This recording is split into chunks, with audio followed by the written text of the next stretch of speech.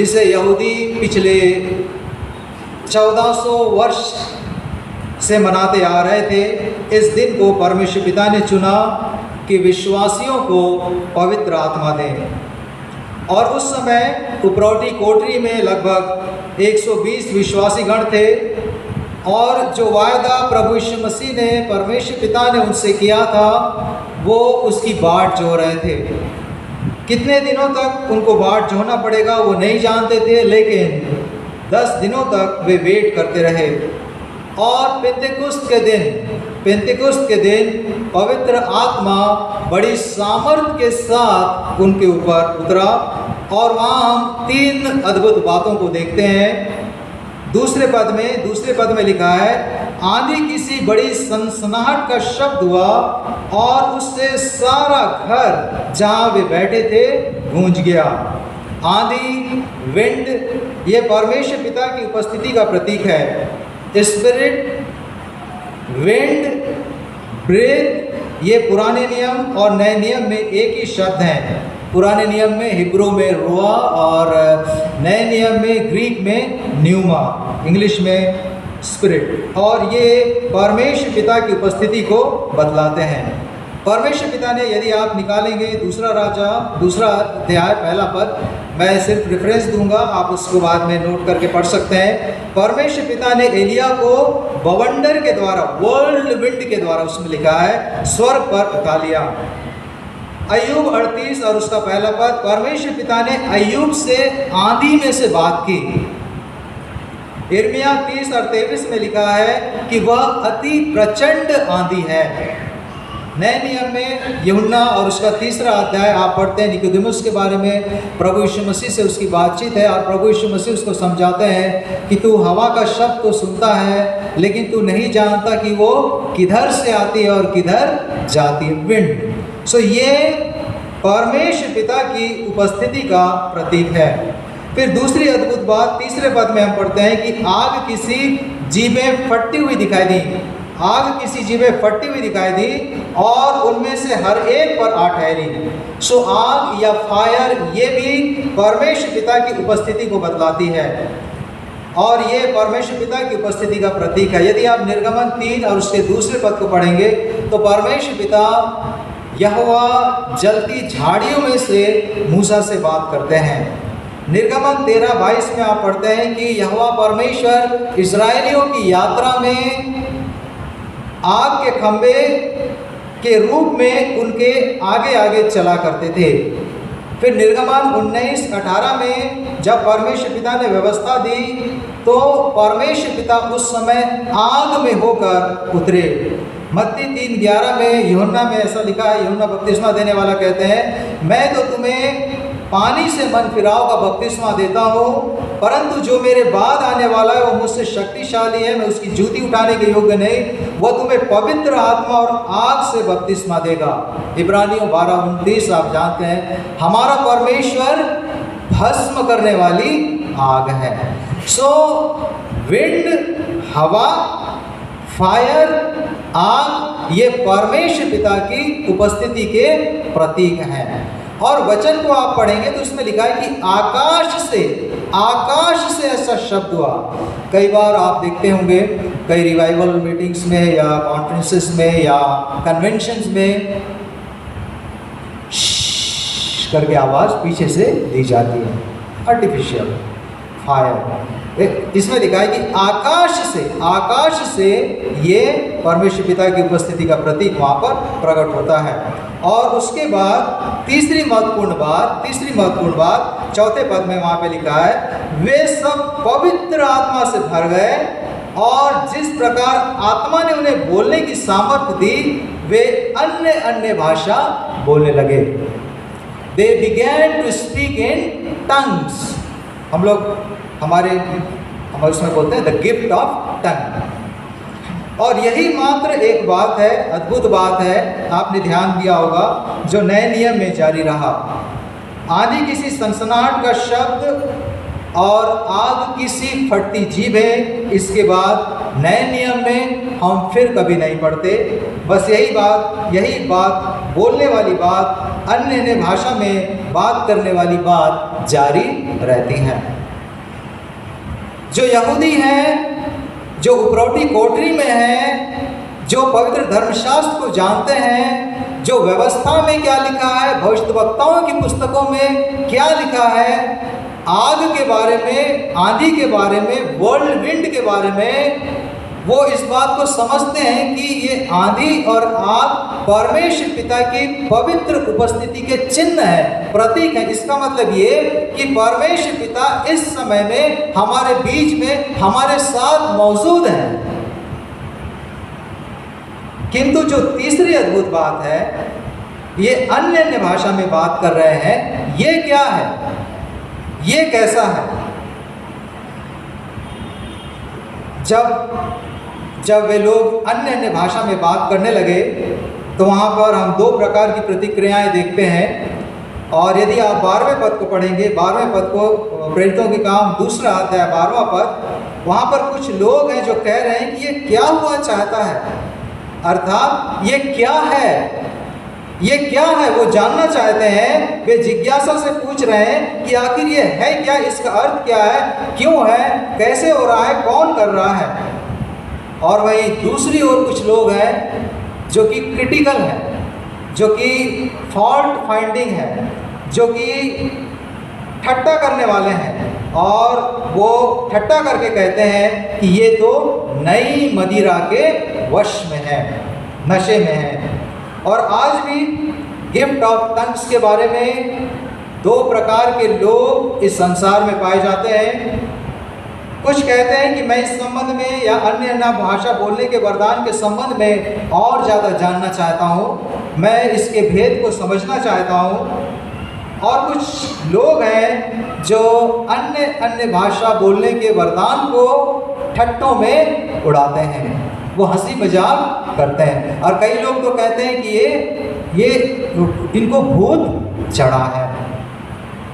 मैं विश्वास करता हूँ कि हम सब पहले प्रकार में शामिल हैं और गंभीरता से जानना चाहते हैं, गंभीरता से सीखना चाहते हैं, पवित्र धर्मशास्त्र से ढूंढना चाहते हैं कि आखिर यह अद्भुत वरदान अन्य अन्य भाषा बोलने का, टंग्स का क्या है। और जैसे जैसे आप प्रार्थना के साथ परमेश्वर पिता के पवित्र वचन को पढ़ते जाएंगे, परमेश्वर पिता का पवित्र आत्मा जो कि सम्मति का आत्मा है, जो कि बुद्धि का आत्मा है, जो कि योग्यता और प्रवीणता को प्रदान करता है, जो कि भेद को खोलने का आत्मा है, वो उन बातों को आपके सामने प्रकट करते जाएंगे। तो अभी कुछ बातों को सरल शब्दों में मैं आपके सामने रखने की कोशिश करूंगा। सरल शब्दों में टंग्स या गिफ्ट ऑफ टंग्स वह भाषा है जो बोलने वाले को समझ में नहीं आता है, लेकिन जो सुन रहे हैं उनको समझ में आता है। सबसे सरल भाषा में ये वो भाषा है जो कह रहा है उसके लिए अननोन है, लेकिन जो सुन रहे हैं आसपास वो उस बात को समझ रहे हैं। और इसके साथ ही साथ ये परमेश्वर पिता के द्वारा विश्वासी को इसलिए प्रदान की जाती है कि वो परमेश्वर पिता की महिमा करे या परमेश्वर पिता से प्रार्थना करे। परमेश्वर पिता की महिमा और परमेश्वर पिता से प्रार्थना करने के लिए ये प्रदान की जाती है। पवित्र धर्मशास्त्र में ये पहली बार नहीं है जहाँ पे हम गिफ्ट ऑफ टंग्स के बारे में पढ़ते हैं। और यदि आप मरकुस रचित सुसमाचार उसके 16वें अध्याय को निकालेंगे तो वहाँ पहली बार स्वयं प्रभु यीशु मसीह इस बारे में कहते हैं। मरकुस 16, 17, 18 उसमें लिखा है, और विश्वास करने वालों में ये चिन्ह होंगे, वे मेरे नाम से दुष्टात्माओं को निकालेंगे, in my name they will cast out demons, और नई नई भाषा बोलेंगे, they will speak with new tongues. वहाँ पर सबसे पहले प्रभु यीशु मसीह इस बात को बता रहे हैं कि विश्वास करने वालों में, विश्वासियों में ये चिन्ह होंगे कि वे नई भाषाओं को बोलेंगे। पवित्र धर्मशास्त्र में पहली बार मरकुस में प्रभु यीशु मसीह इस बात को कहते हैं, और उसको छोड़ 2 बार और आया है प्रेरितों के काम की पुस्तक में और पहला कुरिन्थियों की पुस्तक में।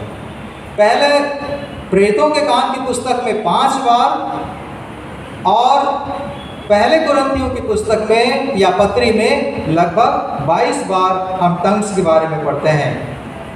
पहला कुरिन्थियों 12 में, पहला कुरिन्थियों और उसके 12वां अध्याय आप घर जाकर पढ़ सकते हैं। उसमें प्रेरित पौलुस पवित्र आत्मा के अन्य भाषा बोलने के वरदान को अन्य वरदानों के साथ रखते हैं।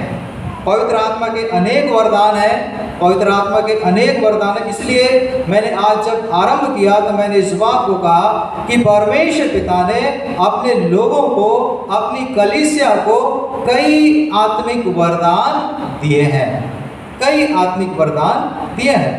अन्य अन्य भाषा बोलने का वरदान उन आत्मिक वरदानों में से एक है।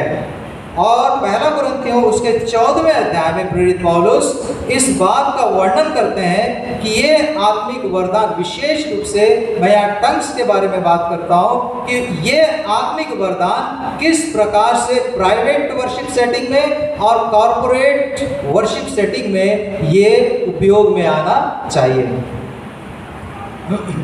एक बार कलीसिया के एक भाई ने मुझसे पूछा और मुझसे कहा, बल्कि कहा भी और पूछा भी कि पास्टर साहब, इस संसार में कितनी भाषाएं हैं, इस संसार में कितनी भाषाएं हैं?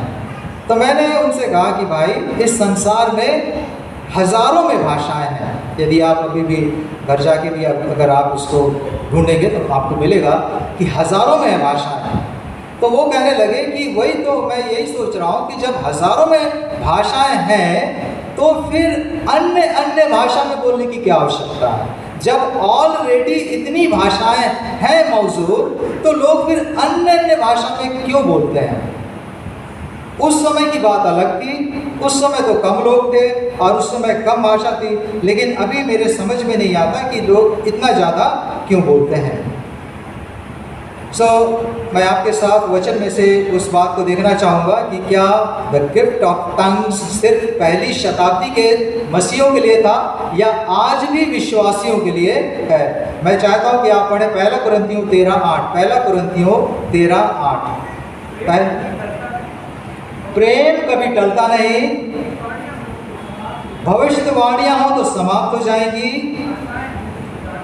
भाषाएं हो यहाँ पर भी वो टंग्स के बारे में है। यदि आप ओरिजिनल संस्करण पढ़ेंगे तो आपको मिलेगा कि भाषाएं हो तो जाती रहेंगी, ज्ञान हो तो मिट जाएगा, क्योंकि हमारा ज्ञान अधूरा है, हमारी भविष्यवाणी भी अधूरी है। परंतु जब सर्वसिद्ध आएगा तो अधूरा मिट जाएगा। अन्य अन्य भाषा बोलने का वरदान कब जाएगा या कब समाप्त होगा? इसमें लिखा है कि परंतु जब सर्वसिद्ध आएगा तो अधूरा मिट जाएगा। और वो सर्वसिद्ध क्या है, सर्वसिद्ध क्या है, इसको भी हमको समझने की आवश्यकता है। लेकिन यहाँ पर, क्योंकि यहाँ पर ये समझना अत्यंत ही आवश्यकता है कि that which is perfect has come. जो परफेक्शन है, जब परफेक्शन आएगा तो जो अधूरापन है वो अधूरापन दूर हो जाएगा। वो परफेक्शन क्या है? और इस बात को समझने के लिए हमको जरा सा नीचे आना पड़ेगा, क्योंकि हमको टेक्स्ट को विद इन कॉन्टेक्स्ट समझना बहुत आवश्यक और जरूरी है। ये सर्वसिद्धता एक स्टेट है, इट्स पोजीशन, ये हमारी दशा है, ये हमारी अवस्था है। जब हम प्रभु के साथ होंगे तब सर्व सिद्धता में होंगे, और जब हम प्रभु के साथ होंगे तब हमें भविष्यवाणियों की आवश्यकता नहीं है, तब हमें टंग्स की आवश्यकता नहीं है, तब हमें चंगाई की आवश्यकता नहीं है, क्योंकि सब कुछ देने वाला उसके साथ हमारी संगति है। प्रेरितों के पहला कुरिन्थियों और उसका 13वां अध्याय मैं चाहता हूँ कि हम लोग उसको देखें, उसमें महत्वपूर्ण बात देखिए। 12वां पद, सभी हमें दर्पण में धुंधला सा दिखाई देता है, परंतु उस समय आमने सामने देखेंगे। इस समय मेरा ज्ञान अधूरा है, परंतु उस समय ऐसी पूरी रीति से पहचानूंगा जैसा मैं पहचाना गया।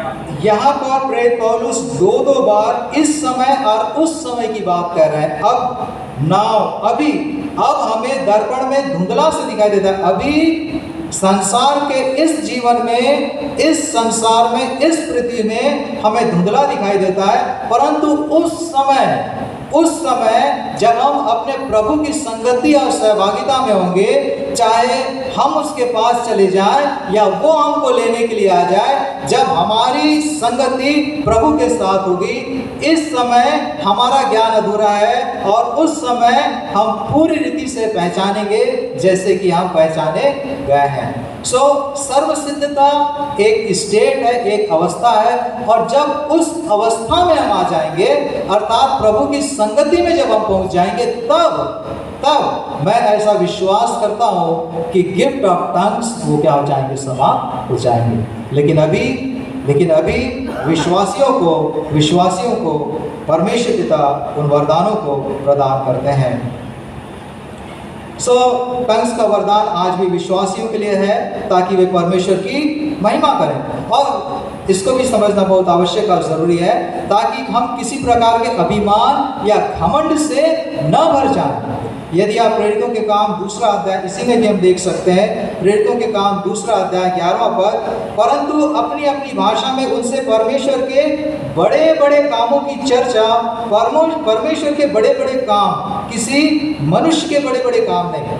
लोगों ने परमेश्वर पिता के, जब अन्य भाषा में बातचीत हो रही है तो वहां पर जो लोग खड़े हैं वे परमेश्वर के बड़े बड़े काम के बारे में सुन रहे हैं। यदि आप प्रेरितों का काम उसके 10वें अध्याय में जाएंगे, जहाँ पे कर्नेलियुस का वर्णन है, और उसके 46वें पद में, जब अन्य जातियों पर प्रचार के दौरान पवित्र आत्मा का अभिषेक उतरा और वहाँ पर उंडेला गया, तो उन्होंने वहाँ पे लिखा है, क्योंकि उन्होंने उन्हें भांति भांति की भाषा बोलने और परमेश्वर की बड़ाई करते सुना। परमेश्वर पिता की बड़ाई, परमेश्वर पिता की महिमा, अपनी बड़ाई या अपनी महिमा नहीं।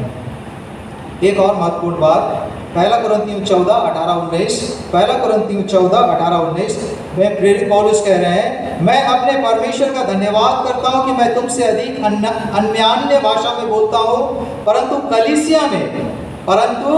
कलीसिया में अन्य भाषा में 10,000 बातें कहने से यह मुझे और भी अच्छा जान पड़ता है कि औरों के सिखाने के लिए बुद्धि से 5 ही बातें कहूं। इसी के साथ 28वां पद को आप पढ़ सकते हैं, परंतु यदि अनुवाद करने वाला न हो तो अन्य भाषा बोलने वाला कलीसिया में शांत रहे और अपने मन से और परमेश्वर से बातें करे। आप अन्य भाषा बोलते हैं, आपको गिफ्ट ऑफ टंग्स है, परमेश्वर पिता का धन्यवाद हो, परमेश्वर पिता की महिमा हो, परमेश्वर पिता की बड़ाई हो, परमेश्वर पिता आपको और ज़्यादा आशीष दें। किंतु कलीसिया में, किंतु चर्च में यदि कोई उसका अनुवाद करने वाला न हो तो शांत रहना चाहिए, क्योंकि टंग्स का गिफ्ट परमेश्वर पिता की बढ़ाई और प्रार्थना के लिए है, न कि अपनी बढ़ाई या फिर किसी प्रकार के दिखावे के लिए। कई लोग ऐसा मानते हैं, कई लोगों को ऐसा बोला जाता है कि अन्य भाषा बोलना या टंग्स का वरदान ही ये चिन्ह है कि पवित्र आत्मा से आपका बपतिस्मा हुआ। यदि आप टंग्स में बात नहीं कर रहे हैं तो कई लोग ये सोचते हैं कि नहीं, पवित्र आत्मा से आपका बपतिस्मा नहीं हुआ है। हमें इस बात को अच्छी रीति से समझना चाहिए, क्योंकि कई बार लोग कई लोगों को विवश कर देते हैं, कई बार लोग कई लोगों को जबरदस्ती करते हैं, कई लोगों को लोग प्रताड़ित कर देते हैं कि अन्य भाषा बोलो, अभी बोलो, सबके साथ बोलो, सबके सामने बोलो, और कई बार लोग डर के मारे भी कुछ बोल देते हैं। या कई बार ये भी कहा जाता है कि अन्य भाषा या वरदान ही केवल इट इज दी एविडेंस, उनके कहने के अनुसार पवित्र आत्मा के बपतिस्मा का चिन्ह है। अन्य भाषा का वरदान पवित्र आत्मा के बपतिस्मा का चिन्ह है, लेकिन यही एकमात्र चिन्ह है ऐसा नहीं है। 1 कुरिन्थियों और उसका 12वें अध्याय में प्रेरित पौलुस आत्मा के कई वरदानों का वर्णन करते हैं, और 14वें अध्याय में जैसा कि मैंने पहले भी कहा, पहला कुरिन्थियों 12 अध्याय कई वरदानों का वर्णन, 14वां अध्याय किस प्रकार से उन आत्मिक वरदानों को हमको अपने जीवन में शामिल करना है उसकी सावधानियों के बारे में वर्णन, और इन दोनों अध्यायों के बीच में एक ऐसा अध्याय है पहला कुरिन्थियों 13वां अध्याय जिसे कि हम प्रेम के अध्याय के नाम से जानते हैं। सरल शब्दों में मैं ये कहूँगा कि प्रेम ही एक ऐसा चिन्ह है जो ये बतलाएगा कि आपका बपतिस्मा पवित्र या आप पवित्र आत्मा के द्वारा बपतिस्मा पाए गए हैं या पाए नहीं गए हैं। 13वां अध्याय पहला पद, यदि मैं मनुष्यों और स्वर्गदूतों की बोलियां बोलूं और प्रेम न रखूं तो मैं ठनठनाता हुआ पीतल और झनझनाती हुई झांझ हूं। और फिर उसके बाद हम डायरेक्ट अंतिम पद में आप आ सकते हैं, विश्वास आशा प्रेम ये सब स्थायी है, लेकिन सबसे बड़ा क्या है? प्रेम है। प्रेम सब बातों को सह लेता है, प्रेम कभी बुरा नहीं मानता, प्रेम कभी झुंझलाता नहीं, प्रेम अपनी बड़ाई नहीं चाहता, प्रेम असत्य से आनंदित नहीं होता लेकिन सत्य से आनंदित होता है।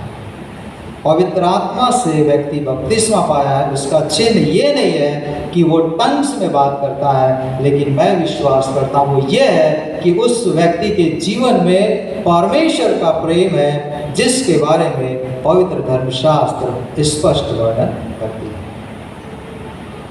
और भी कई बातें तो भी आइए हम और उसके बाद 14वें अध्याय के स्टार्टिंग में ही वो कह रहे हैं प्रेरित पौलुस कि प्रेम का अनुसरण करो, परस्यू लव। सो प्रेम ही पवित्र आत्मा से बपतिस्मा पाए जाने का चिन्ह है। आइए हम सब एक पाठ पढ़ते हैं और उसके बाद हम प्रार्थना में जाएंगे। पहला पत्रस 4:10 से 11, पहला पत्रस 4 और उसका 10 और 11 पद। आइए हम सब साथ पढ़ें और उसके बाद हम प्रार्थना करें। पहला पत्रस 4 अध्याय 10 और 11।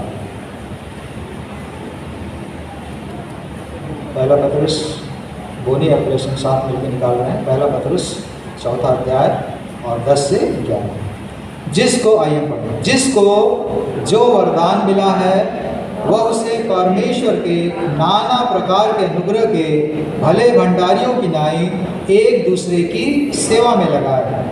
यदि कोई बोले तो ऐसा बोले मानो परमेश्वर का वचन है, यदि कोई सेवा करे तो उस शक्ति से करे जो परमेश्वर देता है, जिसमें सब बातों में यीशु मसीह के द्वारा परमेश्वर की महिमा प्रकट हो।